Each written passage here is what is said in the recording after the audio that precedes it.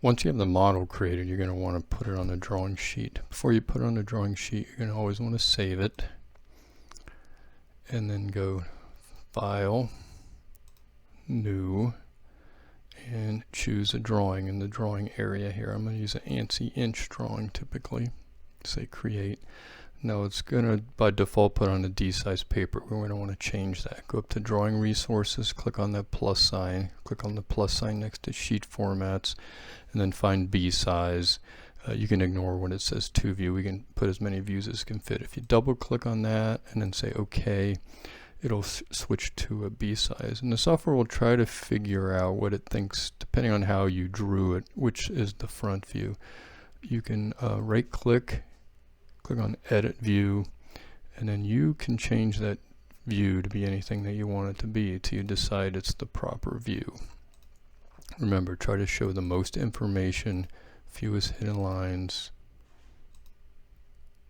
longest dimension. So that's probably the best front view. The other views will fall in line then. So if that's my front, that's going to be my right. If I come over here and click, that'll put a top view, and move over here to the upper right hand corner, and we'll click, right click, and say OK. And that'll create your 4 views, and you'll see how these views are tied together, the orthographics as they should be. And you want to try to have about the same amount of space between front and right and front and top. Now it shows hidden lines, but it doesn't show center lines or center marks. If you go to Annotate, Center Mark, and then just click on the circles, it'll put the center marks on there. And then go up here to this tool, which says Centerline Bisector. If you click on that, you have to click on the 2 edges.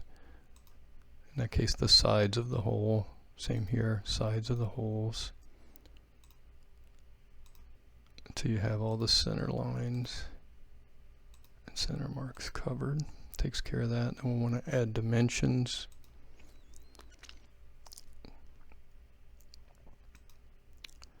And just try to use good dimensioning practices as we've been doing this semester.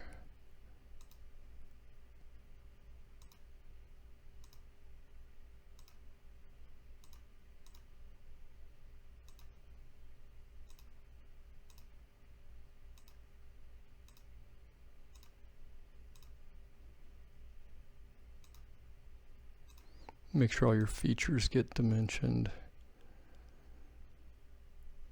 I think I still need one there. Now we do need to call it the size of those holes. Just click on the circle, find a convenient place. In this case, I've got 2 holes that are the same size. So once I place one of the dimensions, you can double click on that. Now that series of marks represents the dimension, and you can see it's kind of blinking. If you use your arrow key and just move the cursor over to where it's at the beginning, then you can just type what you want. I'm going to put a space in there and just say OK, and see that edited the dimension.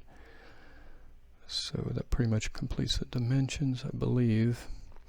And I'll use my text box to put a name and title.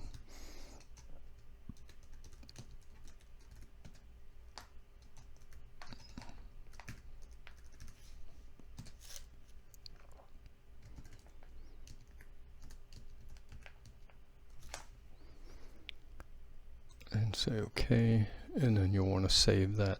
The part file and the drawing file are 2 different files. They'll have a different extension. The part file is an IPT file, and the drawing file is going to be a DWG file.